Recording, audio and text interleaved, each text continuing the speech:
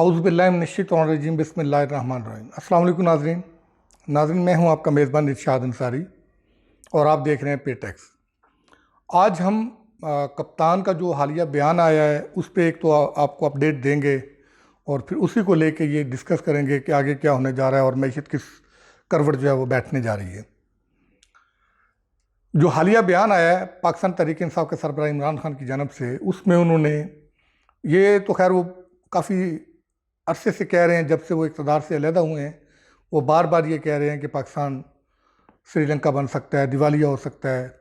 लेकिन अभी फिर उन्होंने ये बात कही है कि पाकिस्तान श्रीलंका बनने जा रहा है और साथ ही उन्होंने ये भी बताया कि इसका वाहिद हल इंतखाबात हैं। जितना जल्दी मुमकिन हो सके हुकूमत जो है वो नए इंतखाबात का ऐलान करके इंतखाबात की तरफ चली जाए, वरना पाकिस्तान जो है वो फिर श्रीलंका बनने से कोई नहीं रोक सकता। तो हालात काफ़ी ख़राब होते जा रहे हैं। उस पर काफ़ी जो है वो बहस व मुबाहिसा जारी है। मुख्तलिफ हल्के इस पर अपनी अपनी राय दे रहे हैं। हुकूमती हल्कों का तो दो टोक अल्फाज में जवाब है कि आइंदा इंतखाबात अपने वक्त पे होंगे और हुकूमत अपनी मुद्दत पूरी करेगी।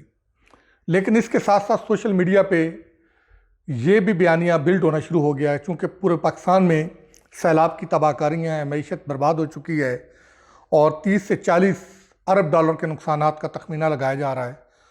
और चूँकि अभी तक बहुत बड़े रकबे में जो है वो पानी खड़ा है और फसलें काश्त नहीं हो सकती, इसलिए कि चूँकि हमने पहले भी एक दो बार कहा है और ये हकीकत भी है कि अगर इस पर फोकस ना किया गया तो कोई बड़ा बहरान और अलमिया जो है वो जन्म लेने को तैयार खड़ा हुआ है। तो उसको लेके ये बयानिया बिल्ड किया जा रहा है कि इंतखाबात को कम अज़ कम 1 साल के लिए डेफर कर दिया जाए और आइंदा आम इंतखाबात 2023 की बजाय 2024 में करवाए जाएँ। उस पर थोड़ी थोड़ी जो है वो बातचीत होना शुरू हो गई है और इसी को कुछ लोग नत्थी कर रहे हैं कप्तान के हालिया इंटरव्यू से, जिसमें कप्तान ने आर्मी चीफ की एक्सटेंशन के हवाले से बात की और फिर गो के उन्होंने अगले ही दिन उसको क्लियर कर दिया कि उन्होंने एक्सटेंशन के हवाले से बात नहीं की थी, वो एक्सटेंशन नहीं देना चाहते। मगर उनके पास कोई माकूल जवाब भी नहीं था। वो ये कह रहे थे कि मैंने डेफर करने का बात की है कि उसकी तकर्री जो है वो मुअख्खर कर दी जाए।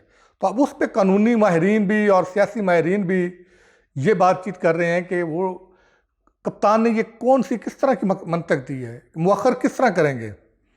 आखिर मुअख्खर का भी तो कोई हल, कोई तरीक़ाकार, कोई रूल्स, कोई रेगुलेशन होंगे, कोई नोटिफिकेशन करना पड़ेगा। को जाहिर है मुअख्खर करना है तो फिर मौजूदा आर्मी चीफ को ही किसी न किसी तरीके से जितने अरसे के लिए मुअख्खर करेंगे तैनाती को बरकरार रखना पड़ेगा और उस बरकरार रखने को कोई ना कोई तो जवाब, कोई ना कोई तो कानूनी प्रोटेक्शन, रेगुलेशंस को या किसी फैसले का हवाला कोई ना कोई तो देना पड़ेगा।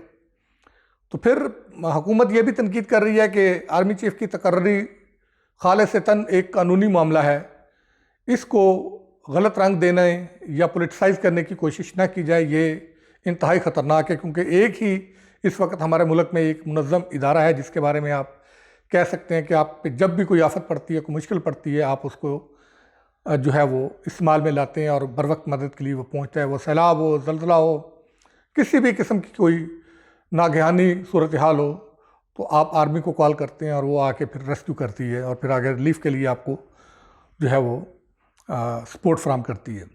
तो अब अगर आप इस इदारे को भी इस तबाही तक ले जाएंगे तो फिर अल्लाह ही हाफ़िज़ है। और फिर ये भी कहा जा रहा है कि कप्तान को कौन सा ऐसा खौफ है कि क्या उनको कोई ये कहीं से भिनक मिली हुई है कि कहीं सीनियरिटी के असूल को मद्देनज़र रखते हुए कोई ऐसा आर्मी चीफ तो नहीं आ रहा कि जिसको कप्तान को समझते हैं कि शायद वो जो है, वैसे तो सारे ही प्रोफेशनल होते हैं कि, लेकिन शायद वो कप्तान की अपनी पसंद नापसंद का कोई मामला आ रहा है। तो ये वो सारी चीज़ें हैं, क्योंकि अभी कुछ दिन पहले कप्तान ने अपने एक इंटरव्यू में ये बात भी कही थी कि आर्मी चीफ की तकर्री अब उनका मसला नहीं है, क्योंकि ये अब हुकूमत का काम होता है। हुकूमत उनके पास नहीं है, हुकूमत इत्तेहादी जमातों की है, तो उन्होंने तकर्री करनी है तो वो तकर्री करें, लिहाजा मेरा ये इशू नहीं है। फिर कौन सी ऐसी वजह है कि उस इंटरव्यू के ठीक 2-3 दिन बाद पाकिस्तान तहरीक इंसाफ के सरबराह ना सिर्फ बाकायदा तौर पे इस मामले को लेके बहुत रैश और सख्त लब लहजा इख्तियार करते जा रहे हैं, बल्कि इससे भी आगे जाने को तैयार हैं। और अब बार बार ये कहा जा रहा है कि वो उन लोगों के नाम बता देंगे, सामने ले आएंगे। अब फैसल वाडा की भी एक अभी बयान आया सामने, उन्होंने भी मीडिया पे आके ये कहा है, उन्होंने कप्तान के हवाले से कहा है कि पाकिस्तान तहरीक इंसाफ के अंदर कुछ लोग ऐसे हैं जो कप्तान के इर्द गिर्द हैं, जो पाकिस्तान तहरीक इंसाफ के सरबराह को सियासी तौर पे नुकसान पहुंचाना चाहते हैं, उनको आइसोलेट करना चाहते हैं, सियासत से उनको आउट करना चाहते हैं। लेकिन उन्होंने भी उनका नाम नहीं लिया। बार बार उनसे इस बारे में सवाल होता रहा कि अगर आप पाकिस्तान तहरीक इंसाफ के सरबराह इमरान खान के साथ मुखलस हैं और यकीनी तौर पर मुखलस हैं, और फिर आप ये भी दावा करते हैं कि आप दलेर हैं और आप में जुर्रत है कि आप उन लोगों के नाम भी सामने लाएंगे और उनको गिरबान से भी पकड़ेंगे, तो फिर आप क्यों नहीं उनके नाम अभी सामने लाते? इससे ज़्यादा और क्या सख्त वक्त आएगा? तो वो कहते हैं कि ये राइट टाइम नहीं है, राइट टाइम पे वो लेके आएंगे। आई डोंट नो कि अब वो राइट टाइम कौन सा है जिसका फैसल वाडा इंतज़ार कर रहे हैं। लेकिन हालात दिन ब दिन जो है वो पाकिस्तान तहरीक इंसाफ के कंट्रोल से निकलते जा रहे हैं और उनके लिए मुश्किलात जो है वो बढ़ती जा रही हैं। फिर जहाँ तक इंतखाबात की बात है, कप्तान ये तो कह रहे हैं कि इंतखाबात करवाएं, लेकिन उस पर भी कोई बात करने को तैयार नहीं है। आखिर किसी ना किसी सिस्टम में उनको आना पड़ेगा, किसी से बातचीत तो करनी पड़ेगी। चीफ इलेक्शन कमिश्नर को वो जो लैंग्वेज यूज़ कर रहे हैं वो सबके सामने उनको घटिया इंसान करार दे रहे हैं, उन पे एतमाद नहीं है। ठीक है, कौन सा इदारा है जिसको ये छोड़ रहे हैं? आर्मी के बारे में आपके सामने है जो चीज़ें चल रही हैं, पार्लियामेंट के बारे में ऑलरेडी वो वहाँ से आउट हैं। तो फिर अगर ऐसे में कोई हवा में तो इंतखाबात का अनाउंस नहीं हो जाना। अगर इंतखाबात अनाउंस हो भी जाते हैं तो यही चीफ इलेक्शन कमिश्नर की ज़ेर निगरानी अगर होते हैं, यही जो है वो आर्मी का भी सेटअप है और बाकी सारे इदारों में यही सेटअप मौजूद है, तो इंतखाबात हो जाते हैं।